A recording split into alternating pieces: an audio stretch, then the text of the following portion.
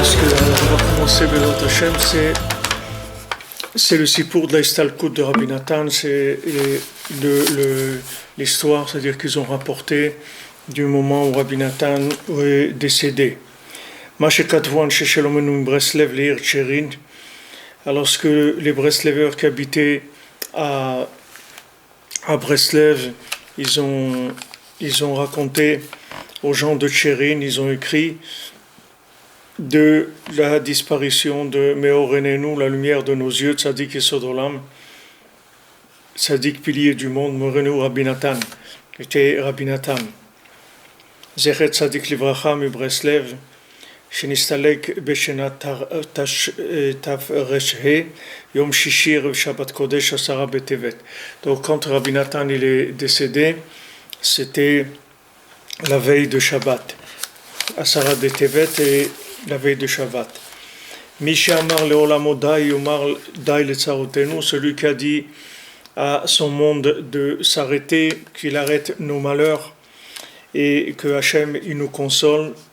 Oyal Shivrenu, comme on est brisé parce qu'on est resté comme un pilier en haut de la montagne, qu'on nous a pris à cause de nos fautes notre splendeur, la couronne de notre tête, notre maître Rabbi Nathan, Zechet Tzadik Livracha. Le vendredi, la veille de Shabbat, Eser Betevet, la paracha de Vaïgash. 1 heure avant la rentrée de Shabbat, c'est là où Rabbi Nathan est décédé. Alors le début, quand il a commencé à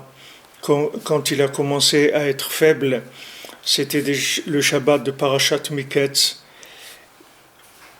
Et quand il est rentré pour faire Souda Shlishit avec nous, le début, comment il a commencé à parler, il a dit Afalpi Sheze Cherpa Lomar, bien que c'est honteux de dire ça, parce que tout celui qui fait un discours, il dit ça, c'est-à-dire que c'est quelque chose qui est le.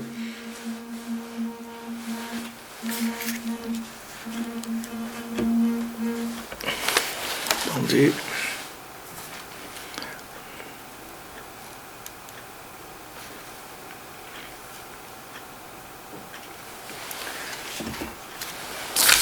Tout celui qui va faire un discours, il parle de ça. Afalpiken Saïch Lomar, malgré ça, on a besoin de le dire. Il dit Tedou she'agiu liyot met vegosses. Sachez que chacun il va arriver à un moment où on va devoir mourir et être agonisant, et on sera obligé de se coucher avec les pieds devant la porte. Et il a dit ça avec une grande crainte. Après, il a dit la Torah Rabbi Shimon, qui parle de la Emunat Chachamim, de la foi dans les sages, et d'imprimer les Sfarim, et que la Neshama elle monte en haut, et que la perfection de l'âme, c'est que quand elle monte en haut, elle reste aussi en bas. Il a parlé de ça, Rabbi Nathan. Et après, il était très joyeux. Donc ça parle d'une semaine avant, c'est-à-dire le Shabbat de la semaine d'avant. Et après, le soir de Shabbat, il a des Torahs sur la menorah, et il a dansé lui-même. Et après, il a quitté la table, et il a parlé du Kohen, du travail qui fait le Kohen Gadol le jour de Yom Kippour. Et après, il est sorti de sa bouche comme des flammes, et il a dit le travail du Kohen Gadol, quand il rentre à l'intérieur, dans le Kodesh Kodashim, il se tient là où il se tient, et il rentre là où il rentre. Regarde devant qui tu rentres. Alors une avec deux, on avait parlé ça des aspersions qui faisait le Kohen. Talmid Chacham Gadol mi Kohen Gadol. Maintenant le Talmid Chacham, l'érudit en Torah, c'est-à-dire le tzaddik, il est plus grand que le Kohen Gadol, comme il est écrit, Yekara mi pninim, que la Torah, elle a plus de valeur que des pierres précieuses. Et avant ça, il a raconté un rêve que ce rêve-là, il parle de sa mort. Que Motzei Shabbat, Parashat Miketz, il est rentré à Soda Shlishit et il a dit la Torah de Parashat Miketz. Et après, il a dit un pérouche, une explication sur la Mishnah. Assez lecha rav ukne lecha chaver. Fais-toi un rav, fais-toi un maître et acquiers-toi un ami. Après, il a dit fais-toi un rav. Et si tu ne sais pas qui est le rav, alors acquiers-toi un ami. Et qu'est-ce que ça veut dire kne lecha chaver? Il dit titraber la kulmus. Kane en hébreu, c'est un roseau avec quoi on écrit, c'est la plume avec quoi on écrit. Alors il a dit comme ça, si tu sais pas qui c'est le maître, alors commence à écrire. Et il a dit comme ça, on doit se rapprocher à un rébé. Et quand il n'y a pas de rébé, alors on se rapproche de la plume. Et après il a fait l'Havdalah en pleurant beaucoup. Et au milieu de la nuit, il a commencé à s'affaiblir beaucoup. Donc ça, c'est le Motzei Shabbat de la semaine d'avant. Et chaque jour, il était plus faible. Et le lundi, il est venu le voir Rabbi Zev et il a parlé avec lui au sujet du Rosh Hashanah de Rabbeinu. Et il a mis en garde beaucoup de voyager à Ouman à Rosh Hashanah. Il lui avait dit fais très attention d'être à Ouman à Rosh Hashanah. Et après le mercredi soir, après le Harvit, on était devant lui et Rabbi Zev aussi il était là-bas et il s'est tenu un peu de côté. Et il y avait aussi Rabbi David de Tulchin qui se tenait devant Rabbi Zev. Et alors Rabbi Nathan il a dit à Rabbi David, il lui a dit, il a dit laisse-le uniquement de me regarder, parce que Rabbi David il se tenait devant Rabbi Zev, alors Rabbi Zev il pouvait pas voir Rabbi Nathan, alors il lui a dit laisse-le me regarder. Et Rabbeinu aussi il a dit à quelqu'un regarde-moi, que ce sera un grand bienfait pour toi de me regarder. Et après, il a dit, on va être obligé de se rencontrer. Alors Rabbi Zev, il a dit, où est-ce qu'on va se rencontrer? Alors Rabbi Nathan lui a dit, dans l'Olam Haba, dans le monde futur, de l'autre côté, là-bas, on va se rencontrer. Après, il a raconté une histoire du livre brûlé, que Rabbeinu était à Lemberg, et qu'il a écrit ce livre-là, le livre brûlé. Rabbi Nachman, il a écrit en 3 heures. En 3 heures et demie. Et après, il dit, quand je suis sorti de là-bas, il dit Rabbi Nathan, je suis sorti comme de la Hydra, quand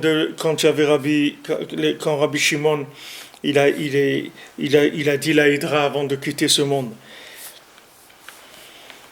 Et il leur a dit, c'est un Siyata Dishmana, c'est une aide du ciel que je vous ai raconté cette histoire. Et après la nuit, il a dit Tikkun Chatzot, il a dit la prière de minuit. Et après Chatzot, à peu près 3 heures avant qu'il fasse jour, il a pris sa plume et il a écrit une Torah sur la Mishnah de Mashkin Betashlachin Bamoed, qu'on a le droit d'arroser les champs qui sont des champs qui sont fragiles, c'est-à-dire ce sont des champs qui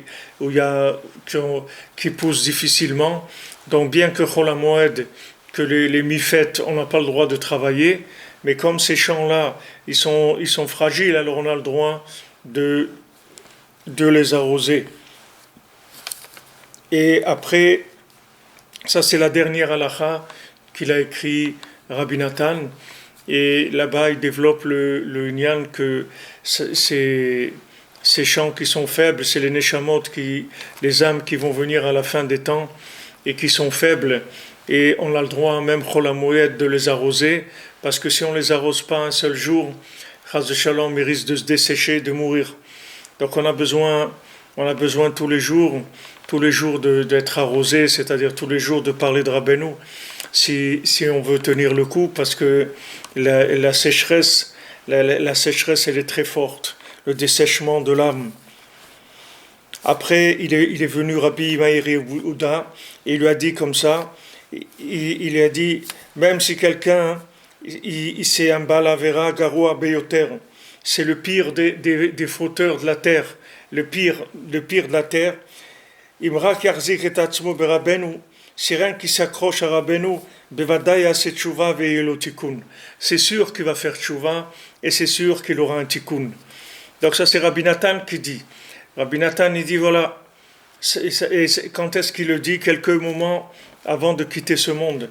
Il dit même celui qui est le pire de la terre, qui fait plein d'avérotes, s'il s'accroche à Rabbeinu, alors c'est sûr qu'il va faire tchouva et qu'il aura une réparation. Et donc le mercredi, on était devant lui, plusieurs Breslevers, et il a dit vous devez vous occuper de votre occupation principale, c'est d'imprimer les livres et que les sources de Rabbeinu elles se déversent à l'extérieur. Et il a parlé des 72 cordes, c'est-à-dire d'un instrument qui a 72 cordes, c'est dans les côtés morales, Rabbeinu parle de ça, de cet instrument-là qui chante une mélodie extraordinaire qui a 72 cordes. Et donc le jeudi matin, 2 heures avant le lever du jour, il est venu Rabbi Meir Yehuda et Rabbi Lipse et il a dit le malach Douma, c'est un ange qui s'appelle Douma, il vient chez l'homme et il lui ouvre son ventre et il le fait tomber sur son visage et il a dit oi, il a dit aïe, et particulièrement quand il y a des médicaments dans le ventre, c'est du feu mamash. Mais Rabbeinu c'est sûr que il va tout réparer à sa face, c'est-à-dire que Rabbeinu il va tout réparer. Et le matin, il a été très faible. Et au moment d'Atfila, elle est venue, la tzadeket Marat Adel, la fille de Rabbeinu, elle est venue le voir. Elle a dit, pourquoi vous vous taisez? Allez, il faut pleurer, il faut crier. Et lui, Rabbi Nathan, il n'était pas d'accord. Il a dit, j'ai des grands ennemis. J'ai beaucoup d'ennemis, j'ai des grands ennemis. Il nous a appris comment prier pour lui, que quand ils font Hitbo des doutes, qu'il trouve un point, un mérite pour lui, qu'il a écrit les paroles de Rabbeinu et qu'il les a organisées et qu'il les a embellies et que maintenant aussi il veut imprimer et que toute votre vie elle dépend de moi. Et même Rabbi Tzvi de Teplik, il est venu le voir, il lui a demandé est-ce qu'il a reçu l'argent du Adon, c'est-à-dire du monsieur, c'est quelqu'un d'important qui devait donner l'argent. Il lui a dit donne-moi ton argent et je vais garder ton argent, je vais te le garder jusqu'au monde futur. Et il a dit ce qu'il a dit le roi Mounbaz, il a dit mes ancêtres ils ont fait des économies en bas et moi j'ai fait des économies en haut. Et il a dit fais beaucoup de Tehillim et qu'ils les disent comme ils les disent, mais qu'ils fassent beaucoup de Tehillim. Et donc le vendredi matin, Rev Shabbat, on a lu devant lui 2 Maasiyot du Sipurei Maasiyot, le premier et le deuxième. Et avant qu'il fasse jour, il a dit qu'on lui amène de l'eau chaude. Et il lui a emmené de l'eau chaude pour le laver. Et il a parlé comme un testament. Il a dit vous devez vous tenir ensemble avec beaucoup d'amour. Vous êtes des gens cachers, mais vous êtes des gens qui n'ont pas de chance. Après, il a dit à tout le monde qu'il y a eu 3 malheurs le 10 Tevet, pendant le mois de Tevet. Et il a dit quels sont les malheurs, les gens ils ne savaient pas, ils ne se rappelaient pas. Alors lui-même il a dit, le mois de Tevet, il est mort le Ezra Sofer. Ezra Sofer, il était à l'époque après la destruction du premier temple. On dit que Ezra Sofer, il était aussi grand que Moshe Rabbeinu. Et aussi un deuxième malheur, c'est que la Torah elle a été écrite en grec. Et un troisième un troisième malheur, c'est que la muraille de Jérusalem, elle a été fendue ce jour-là, que le roi de Babel, il a attaqué Jérusalem et il a fendu la muraille ce jour-là. Et il a dit comme ça, nous, il dit maintenant, maintenant que si Ezra Sofer il quitte le monde, il voulait parler de lui, Rabbi Nathan, puisque Rabbi Nathan c'est lui qui a écrit tous les enseignements de Rabbeinu. Donc il a dit quand Ezra Sofer il quitte le monde, alors à ce moment-là, le tref pasoul, c'est-à-dire toute la philosophie, toutes les hérésies, elles se renforcent. Elles se renforcent dans le monde, comme il y a aujourd'hui des milliers de tref pasoul. Il ne faut pas oublier que Rabbi Nathan, il était à l'époque de la Scala, c'est-à-dire que lui, il a vécu le début où ça a commencé à rentrer dans le Ham Israël, toutes les idées nouvelles qui étaient en dehors de la Torah. Avalani Mekave, mais moi j'espère que à une page des livres de Rabbeinu, ça sera une réparation pour tout ça. Donc je vous mets en garde, imprimez les livres, que les livres ils se diffusent, et soyez forts dans l'argent, dans le vouloir et dans l'effort.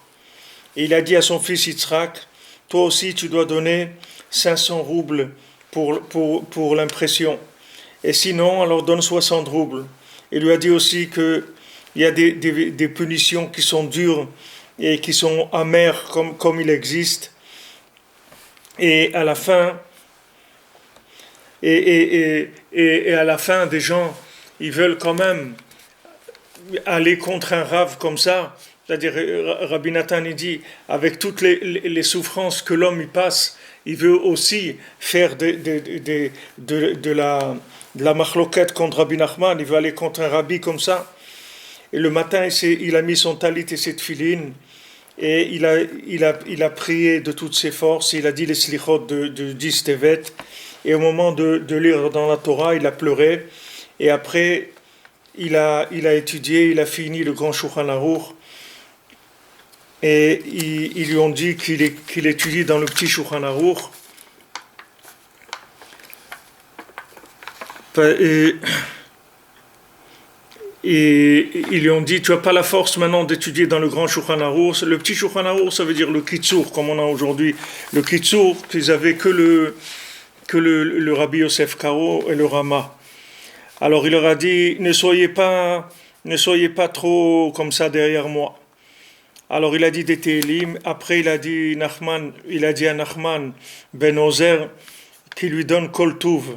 Et il ne savait pas ce que ça veut dire Kol Tuv. Alors de Kol Tuv, il a dit c'est le Tanakh, c'est la Torah et les prophètes. Les prophètes, c'est ça ce que c'est le Kol Tuv. Après il a dit, s'ils viennent devant moi deux gens avec un violon et ils dansent devant moi, c'est sûr qu'ils vont me faire vivre. Et après, il a dit qu'il allait plus boire, même pas du thé.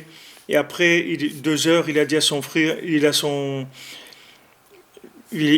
dit à son fils, va à la cuisine et amène-moi du kuchen, c'était un manger de Shabbat, et que ça soit précisément de Shabbat. Et il a dit qu'on lui mette la table sur une chaise, c'est-à-dire pas à table, mais sur une chaise. Et lui-même, il s'est assis sur la boîte où on allume les nérotes, sur la caisse, comme ça. Et il a mangé 30 grammes de pain difficilement. Et il a mangé un petit peu de soupe et un petit peu de carottes. Après, il a dit qu'on a le droit de faire Birkat Hamazon sur le lit qui se trouve à côté. Et dans le Birkat Hamazon, il a rajouté à Rachaman, le miséricordieux, Yamshech lanu kedushat Eretz Israël, qui attire sur nous la sainteté d'Eretz Israël. Et il a dit, j'avais pas l'intention de manger, mais ma pensée, elle a changé. Après, il a envoyé chercher les nérotes, et il a dit comme ça, Ner Shabbat, les bougies de Shabbat, les bougies de Yom Tov, les bougies de Hanouka, c'est une seule chose. Et il a dit, j'ai sur ça des milliers d'halachot à dire, qui sont des halachot extraordinaires, mais j'ai plus la force. Après, il a dit à Rav Nachman Tulshiner ce pasouk-là, ce verset, Lechu el Yosef, Asher Yomar Lachem Ta'asu. Il a dit à Rav Nachman Tulshiner, allez chez Yosef, et ce qu'il vous dira de faire, vous le ferez. Le principal, c'est d'être attaché au tzadikim. Après, il a dit à tous les Breslevers d'aller au mikvé, et ils ont été au mikvé. Et quand on est venu du mikvé, alors il a commencé à être très malade. Alors elle est venue la fille Adal, la fille de Rabbeinu Adel, et elle a dit, c'est devenu pire, ton état il a empiré. Alors lui, il lui a répondu, c'est avec beaucoup de bonté. Après, il a plus parlé. Après, on a entendu qu'il a dit Varechecha, il a dit la Birkat Hamapil, il a dit Chanun Amarbel Isloach, Mekadesh HaShabbat, Baruch Ata Bakodesh. Et ça a duré à peu près 1 heure et demie. Et quand il est décédé, c'était mamash comme une neshika, comme si Hachem il lui fait une bise pour le faire quitter ce monde. Et après, dès qu'il y a eu l'allumage des bougies de Shabbat, il est décédé tout de suite. Et il a été enterré Motzei Shabbat avec un grand honneur, très grand honneur. Même les gens qui étaient des opposants, ils sont tous venus à son enterrement. Et on va pas s'étendre, il dit, à écrire sur ça, parce qu'il y a beaucoup de choses à raconter, que même si que ça suffirait pas des pages et des pages si on voulait écrire. Maintenant, nos amis et nos frères, Chizku ve'imtzu, renforcez-vous de maintenir la maison de notre maître et de Rabbeinu, et de faire couler de l'or de vos poches pour imprimer les livres de Rabbeinu. Et sur ça, il a mis en garde, plus que tout, que Akadosh Baruch Hu, il nous console et qu'il nous donne la joie dans nos cœurs qui sont brisés.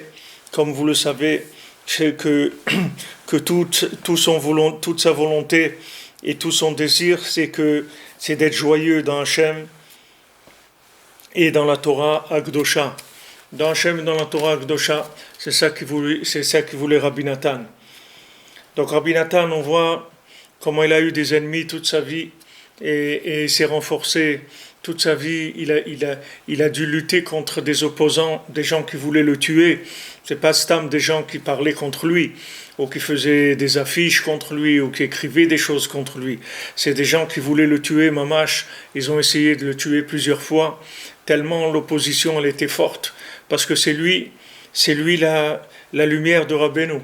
C'est lui la lumière de Rabbeinu, que Rabbeinu il a dit, s'il n'y avait pas Rabbi Nathan, il ne serait même pas resté une page de moi. Il ne serait rien resté de moi dans ce monde, il a dit Rabbi Nachman. Donc si Rabbi Nachman il a dit ça, qu'est-ce que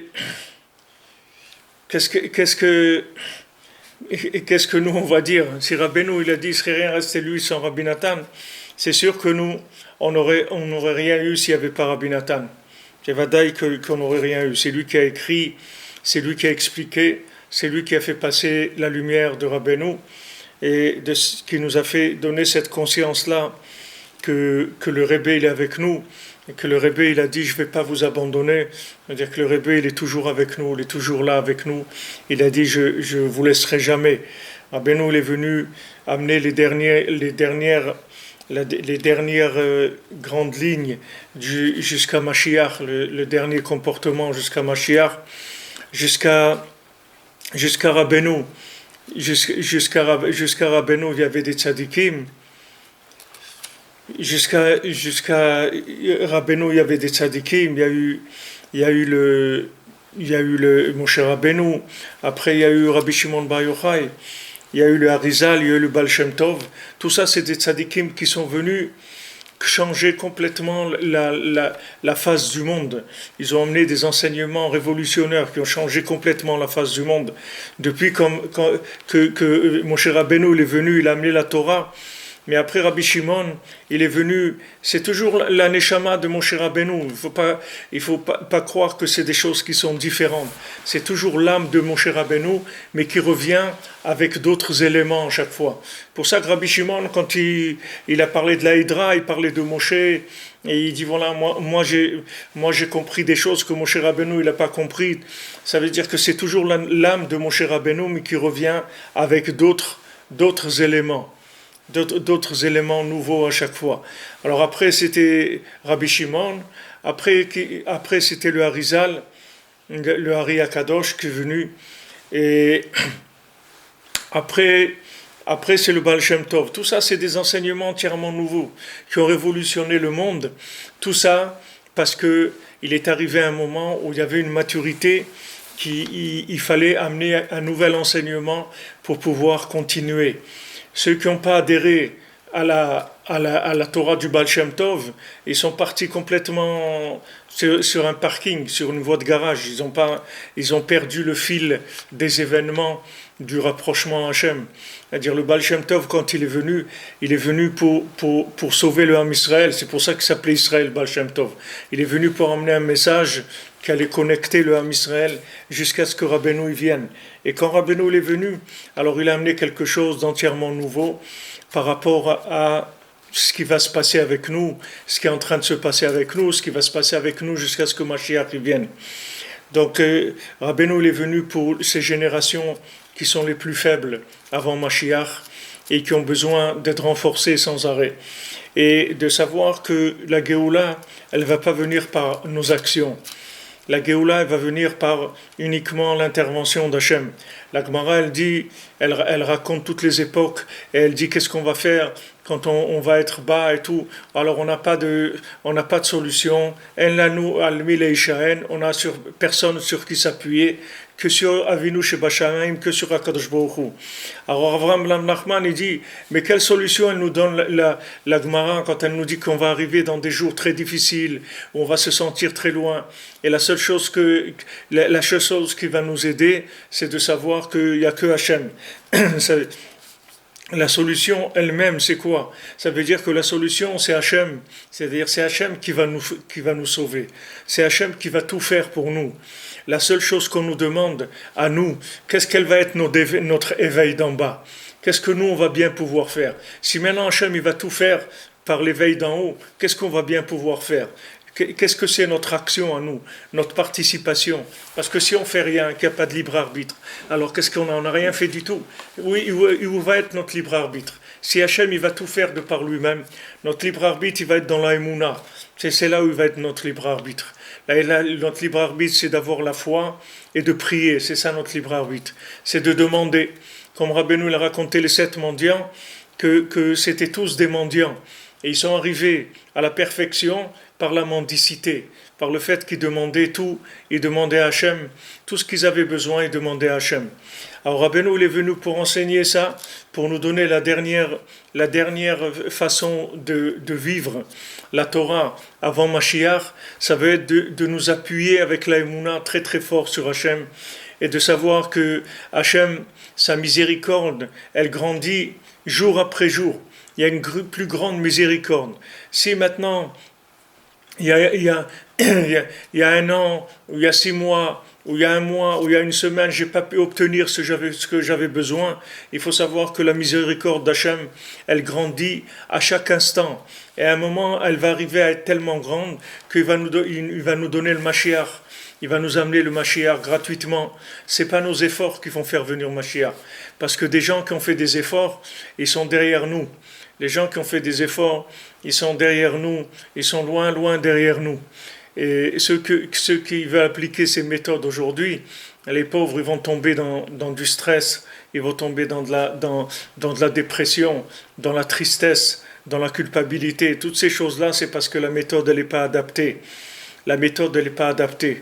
Maintenant, il faut savoir toute la chorma, la sagesse, c'est de savoir adapter l'enseignement au niveau de l'élève, à ses capacités. C'est ça la grandeur du maître. C'est pas de balancer des choses qui n'ont rien à voir avec les forces des gens. Maintenant, si vous allez raconter à des gens, voilà, il y avait un rave, qu'est-ce qu'il faisait? Il mangeait pas pendant des semaines et il se roulait dans la glace et il quittait sa maison, il marchait à pied pendant 6 mois, il allait d'une maison à l'autre, etc. Si vous racontez ça à des gens, qu'est-ce que vous voulez qu'ils fassent avec ça, les gens? Vous voulez quelqu'un, il peut faire ça aujourd'hui. Quelqu'un, il va jeûner pendant des semaines. Rabbeinu l'a dit, il ne faut pas jeûner. Quelqu'un, il va se rouler dans la glace, il va tomber malade. Même les jeunes, Rabbeinu, il ne voulait pas qu'on jeûne. Rien que les jeunes qui sont, comme Sarah Betevet, des jeunes de la halakha, mais de commencer à faire un travail de jeûner, Rabbeinu ne voulait pas qu'on jeûne. Parce qu'il n'y a pas besoin. Il n'y a pas besoin. Il n'y a pas besoin de jeûner. Quand les gens y venaient au début, quand les gens y venaient à Rosh Hashanah chez Rabbeinu, du vivant de Rabbeinu, il a leur donné un petit papier, il leur écrivait les jours où ils devaient jeûner. Et après quelques temps, il a dit c'est fini, il n'y a plus besoin de jeûner. Alors il a dit ceux qui me connaissent, ils n'ont plus besoin de jeûner. Et ceux qui ne me connaissent pas, de toute façon, ça ne sert à rien qu'ils jeûnent. C'est-à-dire que maintenant, le jeûne, c'est plus quelque chose qui va faire l'effet que ça faisait avant. Parce que la règle principale qu'il faut retenir et qui est très importante, c'est de savoir que si on ne fait pas un travail qui est adapté à notre niveau, le travail qu'on fait, il ne sert à rien. Ça ne sert à rien. C'est-à-dire, si aujourd'hui quelqu'un il veut jeûner, ça ne sert à rien. Parce que ce n'est pas ça qu'on nous demande aujourd'hui. Il ne faut pas croire que quelqu'un il va jeûner, alors il va dépasser les limites, il va arriver à des choses extraordinaires. Au contraire, si quelqu'un il veut jeûner, aujourd'hui il va se casser complètement. Il va arriver à rien du tout, parce que ce n'est pas ça qu'il faut faire aujourd'hui. Aujourd'hui, il faut prier et il faut avoir de la émouna. C'est tout. Et tout, c'est Hachem qui va le faire. Il nous demande uniquement d'avoir la émouna. Pourquoi Hachem il a dit qu'il va construire le 3e temple? Pourquoi c'est lui qui va le construire? Pourquoi maintenant on ne va pas le construire comme le premier ou le deuxième? Hachem il dit le 3e temple c'est moi qui vais le construire. Vous allez uniquement regarder, c'est tout. Moi je vais construire le 3e temple. Vous allez regarder faire, c'est tout. C'est-à-dire que ce qu'il nous demande Hachem, c'est que de la émouna, c'est tout. Et au niveau des actions, de faire ce qu'on peut faire, mais les actions les plus simples, sans nous prendre la tête, comme on dit.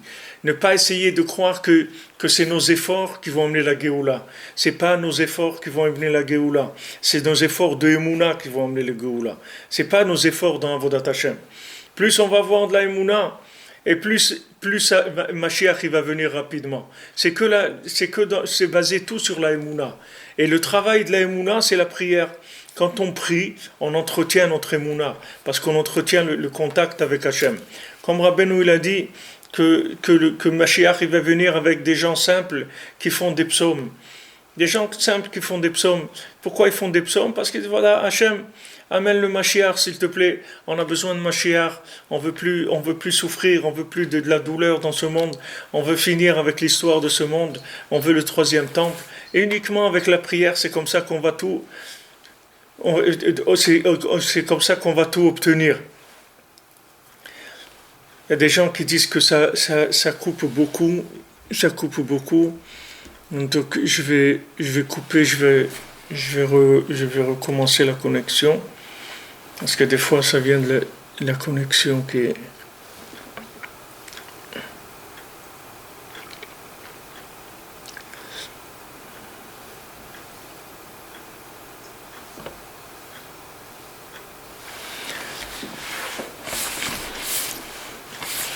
Voilà, j'ai remis la connexion sur Facebook. Je ne sais pas si ça va être mieux. En tout cas, ce qu'il faut savoir, c'est que Rabbeinu, de la même manière que quand ils sont venus les tzadikim Yesodei Olam et qu'ils ont amené la nouvelle façon de vivre, de voir la Torah et les nouvelles fonctions qu'ils ont données. Quand Rabbi Shimon il est venu, tout le monde a été obligé de rentrer dans les secrets de la Torah, parce que c'est comme ça que la nouvelle Torah, elle est venue. C'est pas quelque chose de nouveau, c'est quelque chose qui était plus profond, c'est tout. Avant, elle n'était pas révélée. Moshe Rabbeinu l'a révélé le niglé de la Torah. Lui, Moshe Rabbeinu connaissait le Zohar et tout. Mais révélé, il a révélé la Torah écrite et la Torah orale, mais niglé, c'est-à-dire le côté logique de la Torah. Mais quand Rabbi Shimon est venu, il a révélé les secrets de la Torah. Et quand après Rabbi Shimon il a révélé les secrets, après il est venu le Harizal, il a révélé les secrets de Rabbi Shimon, il a été encore beaucoup plus profondément, il a fait sortir ça beaucoup plus que Rabbi Shimon, c'est-à-dire il a amené la Kabbalah, il a révélé la Kabbalah de façon extraordinaire. Après, il est venu le Baal Shem Tov, où il a révélé la Chassidoute, qui a permis d'amener les secrets de la Torah à un niveau beaucoup plus proche du peuple, beaucoup plus proche de nos capacités de saisir les choses. Et après, il est venu Rabbeinu, et Rabbeinu, il a dit, tout mon Inyan, c'est la Tfila.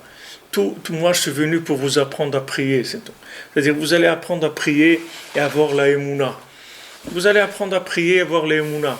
C'est-à-dire que maintenant, des gens plus forts que ce qu'il y avait, il ne va pas venir.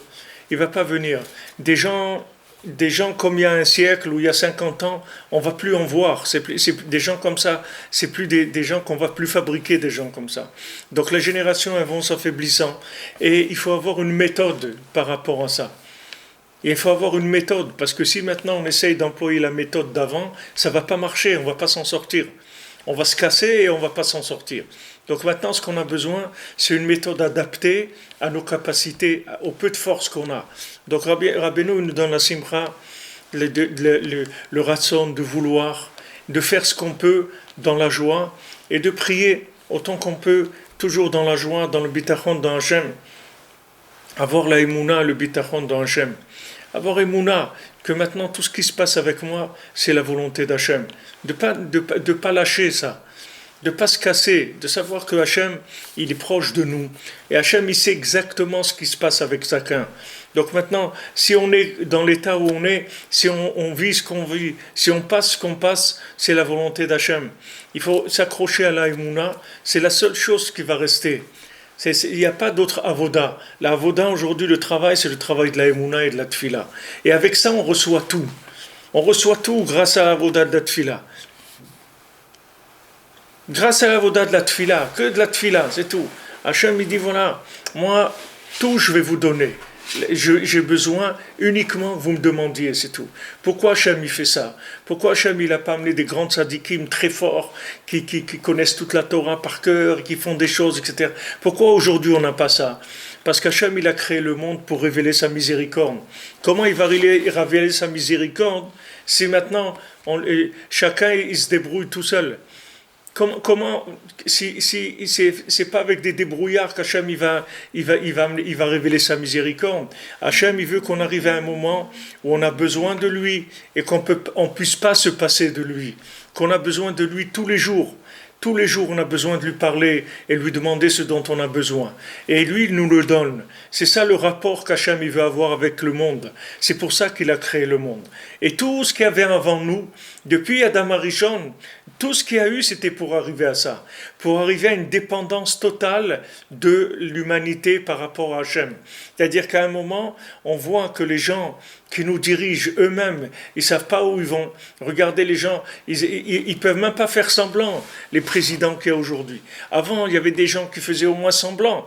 Je ne sais pas, Giscard d'Estaing ou des gens comme ça. Quand ils parlaient, vous avez l'impression que c'est quelqu'un de sérieux. Je ne sais pas s'il est sérieux ou pas, mais en tout cas, il faisait, comme on dit, bonne impression. Mais aujourd'hui, qu'est-ce que vous avez dit? Regardez les gens qu'il y a. C'est mamage, c'est du folklore. Et ceux qui viennent après, c'est pire. C'est de pire en pire. Vous voyez, c'est pas que dans la Torah. Le monde entier est comme ça. Le monde entier il est comme ça. Ça descend. La force des individus, elle baisse. Leur pouvoir, il baisse. C'est-à-dire leur pouvoir réel, c'est-à-dire qu'ils baissent. Vous voyez, ils essayent tous de faire au maximum d'arranger avec tout le monde, d'essayer d'avoir le moins d'idées claires. de manière à ce que ça soit tout un peu flou comme ça, pour déranger personne, ni la droite, ni la gauche, ni en haut, ni en bas, de manière à ce que on soit dans tout est comme ça du flou. Vous voyez. Les gens ils sont dans le flou. Pourquoi? Parce qu'ils n'ont pas de force. Ils n'ont pas de conviction. Alors les dirigeants des pays sont dans le flou. Oui, il faut être gentil avec ceux-là, il faut être gentil avec les autres, il faut être gentil avec tout le monde.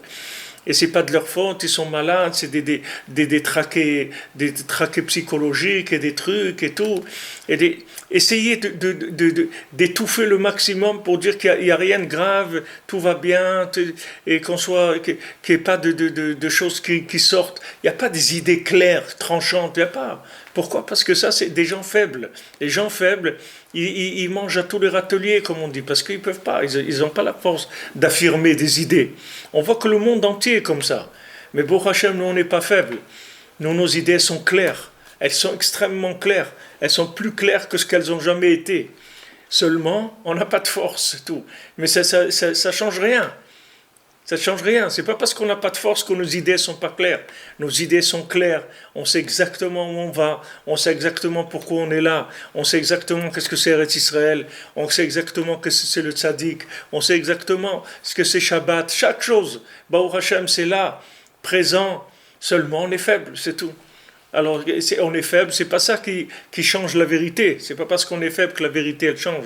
La vérité, elle est là, elle n'a jamais bougé, et elle est encore plus vraie qu'elle n'a jamais été. Seulement, on est faible. Donc, comme on est faible, on ne demande pas de faire le travail que les gens faisaient avant.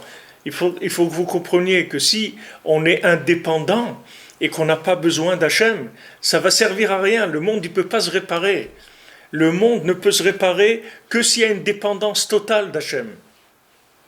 Qu'on ne puisse pas vivre sans Hachem. Comme quelqu'un dit à quelqu'un d'autre, il dit, est-ce que tu m'aimes? Il dit, oui, je t'aime. Il dit, est-ce que tu peux vivre sans moi? Il dit, bien sûr, je peux vivre sans toi. Bien, ça veut dire que tu ne m'aimes pas. Si tu m'aimes, il faut que tu puisses pas vivre sans moi. C'est ça, m'aimer. Qu'est-ce que ça veut dire, m'aimer? Comme on raconte une blague, on dit, voilà, quelqu'un, il cherchait une place de parking. Alors il dit Hachem, mais s'il te plaît, aide-moi à trouver une place de parking. Et pendant qu'il était en train de prier, alors il trouve la place. Alors après il dit Hachem, non, ça va, te dérange pas, j'ai trouvé la place. C'est-à-dire que cette mentalité de s'adresser à Hachem, que quand il y a un problème qui est insoluble. Mais c'est pas, Hachem, il veut pas que d'être une roue de secours. Hachem, il veut être les roues principales. Il veut pas être la roue de secours qui est dans le coffre. Que quand on a crevé, ou quand on sent qu'on va crever, c'est là où on sort la roue de secours. Hachem, il veut pas être une roue de secours. Hachem, il veut être les vraies roues de la voiture. Et que toutes les roues de la voiture, ce soit que Hachem, c'est tout. Et à ce moment-là, il n'y a pas besoin de roue de secours. Il n'y a plus besoin de roue de secours. Parce qu'on est toujours secouru. Hachem, il est toujours avec nous. Hachem, il nous donne tout. Seulement, il veut de la émouna. Et la émouna, c'est un engagement. La émouna, ce n'est pas une idéologie. La émouna, c'est un engagement. Ça veut dire, quand j'ai confiance, je m'engage. C'est ça qu'avoir confiance. C'est que je m'engage, je prends des risques. Je prends des risques parce que j'ai confiance dans Hachem. Je fais ce que j'ai à faire. Je construis un foyer, je me marie, je me lance dans la vie active, j'ai des enfants, je monte en Eretz Israël, je prie, je fais ce que j'ai à faire parce que j'ai la émouna. La émouna se traduit par un engagement. La émouna, ce n'est pas une adhésion philosophique. L'adhésion philosophique, ce n'est pas de la émouna. La émouna, elle est dans les pieds. La émouna, dans le corps, elle se trouve dans les pieds. La émouna, c'est dans les pieds, c'est quand les pieds bougent, c'est ça la émouna. C'est pas la tête, la émouna. La émouna, c'est pas de la philosophie. La émouna, c'est que je fais des choses. Et j'ai pas la force de les faire, et je les fais quand même. Je suis faible, et je le fais quand même. Et je m'engage quand même. Pourquoi? Parce que je sais qu'Hachem, il est avec moi. Et tout. Je sais que moi, j'ai pas de force, mais je sais qu'Hachem me donne la force. Comme je vous dis pour David Ameller. Pourquoi David Ameller, il s'appelle David Mashiach? Pourquoi Mashiach ben David? Pourquoi c'est le Mashiach? Parce que David Ameller, c'est comme ça qu'il fonctionnait. David Ameller, il n'avait aucune force de par lui-même. David Ameller, il a reçu tous les ans de sa vie, les 70 ans, il les a reçus cadeaux du premier homme. Ensuite, quand il s'est battu avec un lion, il a gagné, il s'est rendu compte que c'est Hachem qui lui a donné la force. Donc après, il s'est battu contre Goliath, il n'a pas eu peur, il a eu peur de personne, David Ameller. David Ameller, il avait peur de personne. C'est pas parce que lui, il avait peur. il n'avait pas peur. C'est parce qu'il savait qu'Hachem, il était avec lui, c'est tout. Maintenant, David Amelech, il nous a montré le chemin, comment ça va être au moment de Mashiach, au moment de la Géoula. Il faut avancer, il ne faut pas avoir peur, parce que Hachem, il est avec nous. Il ne faut pas avoir peur. Hachem, il est avec nous, et Hachem, il va nous faire des miracles beaucoup plus grands que la sortie d'Égypte. Il ne faut pas avoir peur, il ne faut pas s'inquiéter. Il faut avancer, c'est tout. Avancez, vous allez voir qu'Hachem, il est avec vous. Dès que vous avancez, vous allez voir qu'Hachem, il vous met le tapis rouge. Et allez, avance, il vous donne tout. Mais il faut s'engager avec la Emouna. Il faut avoir une Emouna vraie. C'est-à-dire que Béhémet, j'ai confiance dans Hachem. Je le fais parce que j'ai confiance dans Hachem. Je sais que moi, je n'ai pas la force de par moi-même, mais je sais qu'Hachem, il va me soutenir. Hachem va me donner les forces de continuer, de faire ce que j'ai à faire. Donc ça, c'est le message de Rabbeinu. C'est le message de Rabbi Nathan. Quand Rabbeinu, il a dit à Rabbi Nathan, quand tu parles de la Emouna, alors écris beaucoup sur la Emouna, parce qu'il va y avoir besoin beaucoup de la Emouna. Donc Rabbi Nathan, il a écrit énormément sur la Emouna, et Rabbi Nathan, il connaît la faiblesse des gens. C'est pour ça qu'il dit même le plus grand Balavera, même celui qui fait des fautes, qui se trouve au fond de la poubelle du monde, s'il s'accroche à Rabbeinu, Rabbeinu va le sortir. Que la Emouna dans les tzadikim, la Emouna dans Hachem, la Emouna dans les tzadik, la Emouna en soi-même, d'avoir confiance en soi, ça c'est le début, de savoir que je suis capable de réussir. Je suis capable de réussir. Et comme je vous l'ai dit plusieurs fois, aujourd'hui, le Yetzer Hara, c'est de casser les gens. C'est ça le Yetzer Hara. Le Yetzer Hara, il essaie de nous casser. Il faut faire attention de ne pas se laisser casser. De ne pas se laisser casser. Il ne faut pas écouter les paroles de quelqu'un qui veut vous casser. Il faut avancer, c'est tout. Pas avec notre force. Notre force, on n'en a pas. Mais Hachem, lui, il est fort. Comme il a dit Rabbi Nathan, moi je suis un nain, mais je suis sur les épaules d'un géant. Alors que je vois très loin. Mais moi-même, je suis un nain, mais je suis sur les épaules d'un géant. C'est pour ça que j'arrive à faire ce que j'ai à faire. Rabbi Nathan, il a compris ça. David Amelech, il a compris ça. Et nous, chacun, on doit comprendre que c'est la méthode de la période messianique. Il n'y en aura pas d'autre. Quand Rabbi Nachman, il a dit ça va être comme ça, vous pouvez être sûr que ça va être comme ça. Il n'y aura pas d'autre méthode. De savoir qu'on peut arriver à tout, justement parce qu'on est capable de rien. C'est pour ça qu'on peut arriver à tout. Comme on est capable de rien, alors on va avoir toute l'aide d'Hachem. C'est écrit que pour Shabbat, c'est écrit dans la halacha que assez Shabbat achachol valtistarech la briot. Il vaut mieux que tu fasses ton Shabbat comme un jour de semaine, mais que tu n'aies pas besoin des autres. C'est-à-dire que si maintenant tu as du pain pour Shabbat, et une petite boîte de thon, et un truc, voilà, c'est tout ce que tu as les moyens, alors il vaut mieux que tu fais ton pain et tu manges ta boîte de thon, plutôt que d'aller demander aux gens qui te donnent du poulet, qui te donnent des trucs.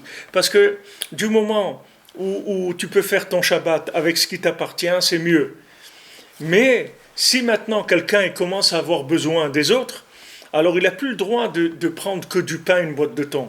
Et il doit prendre le repas complet avec tout, le dessert et la glace et la viande et le poulet et les pommes de terre, tout ce qu'il faut. Parce que du moment où quelqu'un il a besoin, alors on lui donne tout. On ne lui donne pas un petit peu, on lui donne tout.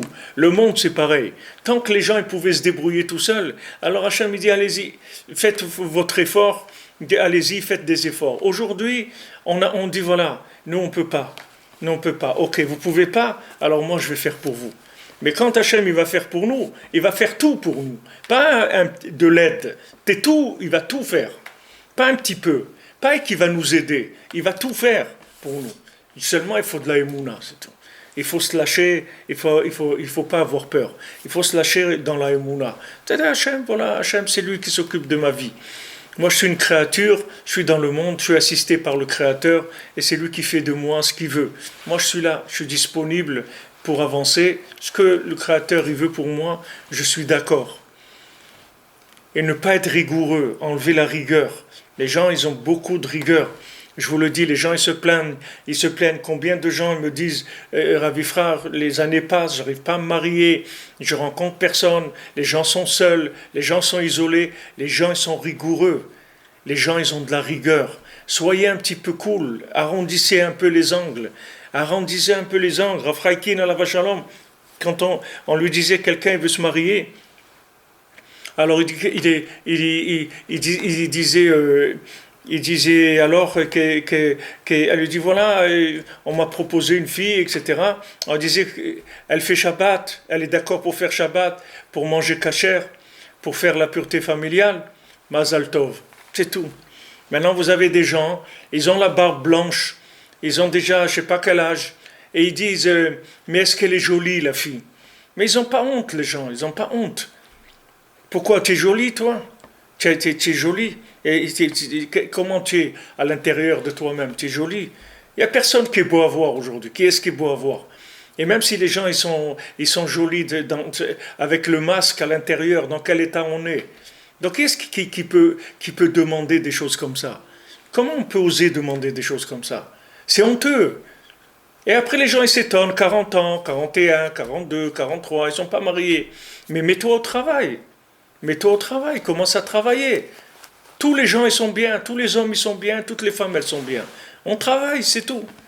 On se met au boulot, c'est tout. On construit. Tous les gens sont bien. Puis, qu'est-ce qu'ils ont? Qu'est-ce qu'il y a? Ah, quelqu'un, ouais, mais il est un peu ça, quand je parle avec lui, je sens pas qu'il est comme ci, je sens pas, allez, arrêtez de sentir, à force de sentir, les gens, ils sont seuls, oui. Ils rentrent chez eux, ils pleurent, le Shabbat. Combien de gens me disent, Ravi frère, j'ai même pas envie de faire Shabbat, j'ai pas la force. Je suis seul, je rentre chez moi, je vais faire mon kiddush tout seul, je vais mettre tout seul. Mais c'est pas une vie d'être seul. Mais ils vont pas lâcher sur les exigences. Il faut baisser un peu les exigences. Il faut baisser. Il faut accepter ce que Hachem m'envoie, c'est tout. Je prie, je demande à Hachem, s'il te plaît, Hachem, envoie-moi mon zivoug. Et celui qui se présente, Mazal Tov, c'est tout. Qu'est-ce que vous commencez à faire les gens, ils ont pas honte. Je vous dis, moi, je vois des gens, ils me demandent. Alors je leur propose des fois, il y a quelqu'un, je vois que ça peut correspondre et tout. Alors je dis voilà, il me dit oui, mais physiquement elle est jolie. Mais qu'est-ce que ça veut dire elle est jolie? Mais comment quelqu'un religieux il peut parler comme ça? Comment il peut dire des choses comme ça? Quelqu'un il met les tefilines, il fait Shabbat, il parle des choses comme ça. Il n'a pas honte de dire des choses comme ça. C'est de l'audace de dire des choses comme ça. Si Hachem il veut que ta femme elle soit jolie, alors elle sera jolie, c'est tout. Qu'est-ce qu'il y a? Et on est là pour travailler, on n'est pas là pour passer du bon temps. On est là pour travailler, on n'est pas là pour longtemps. Surtout quand les gens ils voient qu'ils ont la quarantaine, etc. Et on n'est pas là pour longtemps. Regardez ce qui se passe autour de nous. On n'est pas des gens forts qu'il y avait avant. On est dans l'état où on est. Donc le plus tôt on commence le boulot, le mieux c'est. Le Rav Amnon Isra qui racontait un maasé, il disait il y avait deux personnes, elles étaient en train de se disputer pour un morceau de terre. Elle disait, il y a un qui dit non, ce lopin de terre il m'appartient, l'autre dit non, il m'appartient. Alors le Rav il leur a demandé, il a dit vous avez des papiers? Et tout, non, on n'a rien, mais moi c'est à moi. Et l'autre dit non, c'est à moi. Alors le Rav il a dit écoutez, on va demander à la terre à qui elle appartient, c'est tout. Alors le Rav il a dit à la terre dis-moi à qui tu appartiens. Alors il a écouté, après il leur a dit, la terre elle m'a dit que tous les deux vous lui appartenez. Tous les deux vous appartenez à la terre, c'est-à-dire elle va vous prendre, un jour ou l'autre elle va vous prendre tous les deux. Alors qu'est-ce que vous avez à faire? Les gens ils se rendent pas compte, les années passent, ils construisent pas, ils font pas de foyer, et ils attendent. Tu attends quoi? Qu'est-ce qui va se passer? Chaque année qui passe, c'est dommage. C'est dommage de ne pas fonder des foyers, des enfants. Après, quand on arrive dans l'âge, quand on a 60, 70 ans, qu'est-ce qu'on a dans notre vie? On a les enfants qu'on a eus, les petits-enfants qu'on a, c'est tout ce qu'on a dans notre vie. Qu'est-ce qu'on a dans notre vie? Qu'est-ce qu'on a? Vous croyez, qui est-ce qui va venir vous aider, vous voir, vous réchauffer le cœur, vous faire des bisous? Qui c'est qui va vous faire des bisous? L'épicier va vous faire des bisous? Vous avez vos petits-enfants, ils viennent sur vos genoux, vous font des bisous, ils sont contents, vous leur donnez des bonbons, ils vous embrassent, etc. Mais c'est ça la vie, c'est ça la beauté de la vie. C'est quoi la vie? Le plus tôt on commence, le mieux c'est. Aujourd'hui, les gens, ils sont isolés, isolés, isolés, les gens seuls. Il y a combien de centaines de gens qui n'arrivent pas à se marier? C'est une maladie, c'est un fléau. Il n'y avait jamais ça avant. Et pourtant, il y a du Facebook, il y a des Instagram, il y a tout ce que vous voulez, il y a tout ce que vous voulez, il y a tout ce que vous voulez. Mais vous voyez qu'il y a un problème. Le problème, c'est que les gens, ils ne se lâchent pas. Les gens, ils sont complètement fermés. Ils sont fermés sur eux-mêmes. Ils sont dans une solitude intérieure et un égoïsme comme ça, fermé, fermé. Mais lâche, lâche. De toute façon, la vie, elle ne t'appartient pas. Il n'y a rien qui t'appartient. Alors lâche, c'est tout. Lâche, va, ouvre, ouvre. Ouvre-toi vers Hachem, prie Hachem, dis voilà, moi je suis incapable de savoir, mais moi je veux construire. Donc voilà, tu m'envoies quelqu'un et Bezrat Hachem, on va construire ensemble, c'est tout. Et on y va, c'est tout. Et il y a des hauts débats, de toute façon, tous les couples, il y a des hauts débats. Il n'y a pas des couples qui sont en ligne droite, ça n'existe pas. Il n'y a personne qui dit. Il y a des Shabbats où il y a du Shalom Bayit, des Shabbats où il n'y en a pas, et c'est comme ça, c'est tout. Ça ne va rien changer. Ne croyez pas que parce que vous allez avoir l'impression que c'est vous qui choisissez que ça va être mieux. Au contraire, au moins si vous laissez Hachem choisir, au moins après vous pouvez parler avec Hachem parce que c'est lui qui l'a choisi. Mais si c'est vous qui avez choisi, vous prenez vos responsabilités. Il faut avancer, Bezrat Hachem, il faut construire, il faut construire. On est là, on est dans ce monde pour construire. Regardez Rabbi Nathan, il s'en va, regardez ce qu'il a laissé dans le monde. Regardez cet homme-là, qu'est-ce qu'il a laissé dans le monde. Et chacun, il peut laisser des choses extraordinaires dans ce monde. Chacun, il peut laisser des choses niflaméodes, des merveilles, il peut laisser dans ce monde. Seulement, il faut commencer à construire, à se construire. Tout seul, on n'arrive à rien. Tout seul, on ne verra rien. Regardez qu'est-ce qu'il dit. Il dit, tenez-vous ensemble. Tenez-vous ensemble. On ne peut pas tout seul. On peut arriver à rien tout seul. Il faut construire Bezrat Hachem. Alors, Bezrat Hachem, par le sourd de Rabbi Nathan, Bezrat Hachem, que Rabbi Nathan, il a révélé Rabbeinu dans le monde. Et tout l'enseignement de la Géoula, il dépend de lui. Que son mérite il soit avec nous tous, Bezrat Hachem, et qu'il amène à chacun, à chacune, son conjoint, et ceux qui sont déjà mariés, qu'ils aient du Shalom Bayit, qu'ils aient des enfants, qu'ils aient, Bezrat Hachem, une bonne parnassa, qu'ils aient l'audace, la émouna de monter en Eretz Israël, de construire leur vie en Eretz Israël, qu'ils aient la émouna, c'est de l'audace. La émouna, ça donne de l'audace. Quand on a de la émouna, alors on a de l'audace, parce qu'on sait qu'on a quelqu'un derrière qui paye pour nous. On a Hachem alors on a de l'audace. On a de l'audace comme Shabbat. Hachem il dit voilà, achète pour Shabbat, c'est moi qui paye, c'est moi qui t'invite. Eretz Israël, c'est Shabbat, c'est la même chose. Celui qui vient vivre en Eretz Israël, il vit sur le compte de Hachem. C'est Hachem qui lui donne tout ce qu'il a besoin. Être en Eretz Israël, être avec des gens qui vivent sur la même longueur d'onde, et où il y a une entente, où il y a un amour, une compréhension sur la terre sainte, c'est extraordinaire. Il faut de l'audace. Pour se marier, il faut de l'audace. Pour travailler, il faut de l'audace. Pour monter en Eretz Israël, il faut de l'audace. Pour prier aussi, il faut de l'audace. Venir devant Hachem, dire j'ai besoin, Hachem. Je ne peux pas rester seul, je ne peux plus. Je t'en supplie, je ne peux plus rester. Il faut oser. Il ne faut pas avoir peur d'oser demander. Bezrat Hachem. Be'atzlacha. Et Shavua Tov, et on se retrouve demain à midi, Bezrat Hachem, on continuera donc notre étude habituelle. Là j'ai fait l'étude de Sarah Betevet, le Chevod Rabbi Nathan, Bezrat Hachem. Et Hatzlacha, que des bonnes nouvelles, Bezrat Hachem. Et il faut oser, n'ayez pas peur, osez, il faut oser. Les gens qui réussissent, c'est des gens qui osent. Hachem ose les amoïten. Hachem Ivaret Amo Bashalom, ose l'Amoïten. Hachem il donne la Azout. Le mot oser en français, ça vient de Azout en hébreu. Oser, c'est le même mot en hébreu et en français. Be'atzlacha, Shavua Tov.